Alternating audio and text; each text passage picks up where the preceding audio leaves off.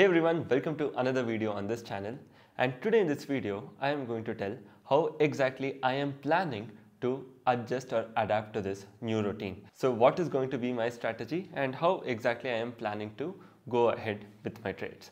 So from this week onwards, so we only have two expiries a week, right? So that is only Nifty and Sensex.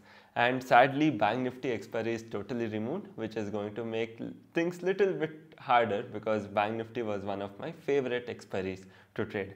So now we are only left with Nifty and Sensex, and that too just with two expiries a week, we have to rethink our entire strategy. So this was the exact reason when SEBI actually came out with its circular.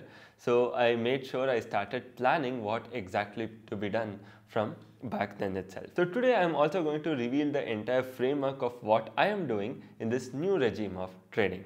Before continuing, in case if you are liking the videos what I put on this channel, make sure you hit the like button and also please subscribe to my channel because your support means a lot to me and it will encourage me to make more such videos. And also I have attached the link in the description below of First Stock. So by clicking on the link you can open a free First Stock account, get 2000 rupees worth free brokerage into your account, and you will also be getting the early access to new First Stock platform and our latest FinTarget product. So make sure you don't miss that out and you can check it out.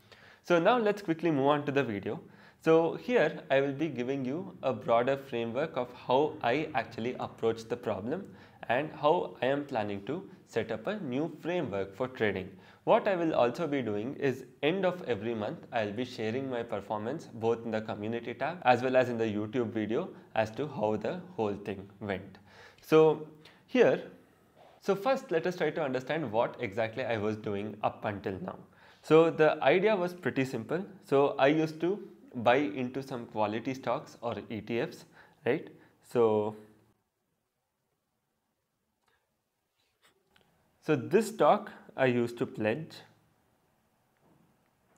and on the margin I used to trade options, right? So this was a very simple way of trading, right? So trade F&O or trade options. So the idea was pretty simple. If this stock portfolio can deliver somewhere around say 15% return, and if my option trading can deliver somewhere around 15% return, so net in a year I will be achieving close to around 30% return. So this was a basic idea with which I actually traded option. So it can also be, let's say the quality stocks give around 12% a year and I achieve 18% per annum with options, right? So broadly this was my goal. So every financial year I should try to compound at 30%.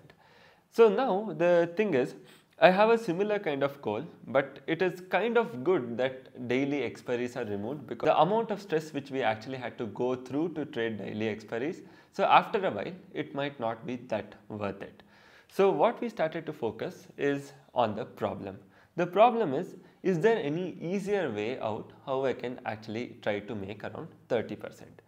So now I started pulling out mutual funds and I saw that top performing mutual funds are delivering anywhere around 20 to 22% on a consistent basis. So one is Quant FlexiCap Fund, Parag Parikh FlexiCap Fund. So all of these funds are actually consistently delivering upwards of 20%. So all of these funds have a lot of restriction which comes with it. So for example, if I have to tell you, so the very first restriction which a fund has, the maximum amount of allocation they can do to one stock is 10%. This is the max allocation they can do to a single stock, which means a mutual fund portfolio by default will have at least 10 stocks.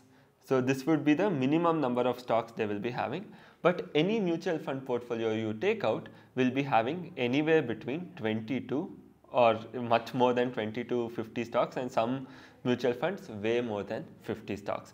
So this would be the kind of amount of stocks what they will be having in their portfolio. The second one is mutual fund cannot actually sit on cash, right? So let's say you have put in an equity fund, right? So let's say the market is falling. This equity fund cannot sit on 80%, 90% cash. So they have to invest in equity. The reason why they are called equity fund is because you are giving the money to invest in equity. So they can't withdraw everything and just sit on cash. The third thing is these mutual funds cannot trade on F&O. So this is another disadvantage, and this can actually come as an advantage to you because they cannot use the advantage of F&O either to hedge their portfolio or do anything of that sort, right? So they cannot use stock F&O to try to increase their return. The fourth one, the big disadvantage for mutual funds which we don't have is the capital. So in simple words, let's say HDFC mutual fund has somewhere around 4.5 lakh crore asset under management, right? So this is the total AUM which they are handling. So what is the biggest disadvantage for HDFC mutual fund? If they end up buying a company, let us say somewhere trading around 5,000 crores, 6,000 crore market cap, they cannot put more than 400 to 500 crore in a 6,000 crore market cap company. So this would be the max amount they will be able to put, anywhere around 400 to 500 crores. So even if this stock is tomorrow going to double, right? So their return would be total of 400 CR profit on a total AUM of 4.5 lakh crore. So simply put, because they have so much capital, they cannot invest a huge chunk in a smaller company, and even that company doubles, since they would have invested very small amount of their money, so it would not mean a significant difference, or it would not make a significant difference to the overall AUM return. So by default, if they have 4 lakh crore as their AUM, they will be forced to invest in large caps like Reliance, HDFC, Infosys. So these are broadly the 4 disadvantages which a mutual fund actually has. And whenever we are trying to build around any particular strategy or particular framework, we can try to focus something which others cannot do. So something which a mutual fund cannot do, right? So what is it? So we can try to build concentrated portfolio. So let's go step by step. So the first thing what we discussed, so let me just change the color to blue, right? So the first thing what we discussed is maximum of 10% allocation into a stock. So we do not have any such restriction. So if we find a good stock, we can start allocating much more capital than 10%. So the second thing is, since most of these mutual funds have anywhere between 20 to 50 stocks, so what we can try to do is build concentrated portfolios. If you actually take a look at Warren Buffett's portfolio today, nearly around, so at least the last year, today he has sold off a lot of shares of Apple. 50% of his portfolio was just made up of one stock, and that was Apple, right? So that was the amount of concentration he had on a single stock, and that did really, really well, right? So this way, this is something which an individual can do, but a mutual fund cannot do, right? So if you have good conviction on any particular stock which you think is going to perform, so you can start allocating a much higher chunk on it.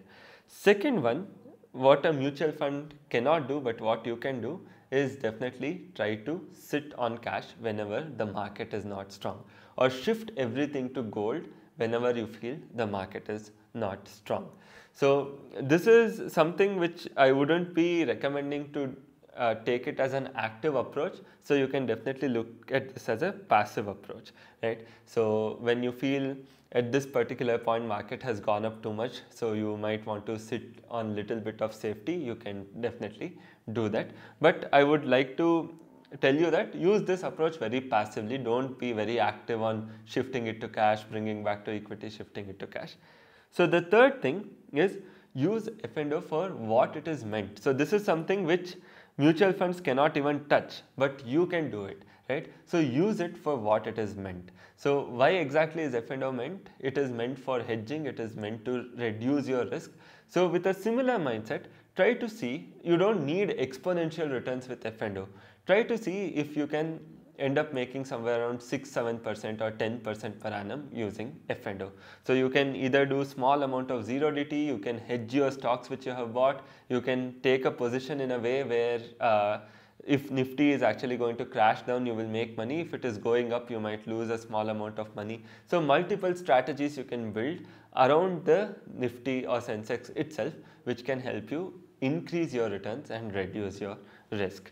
And finally, you don't have any issue when it comes to capital allocation. So whether be it a small company of 500 crores, 5,000 crores or 50,000 crores, you don't have to worry, because I am pretty sure at least 99% of the people, including me who are watching this, will be having a total disposable cash of less than 500 crores. So even if the company market cap is 500 crores, we can easily put in 1 to 2 CR of our capital into that stock if we have the conviction. I'm just giving an example.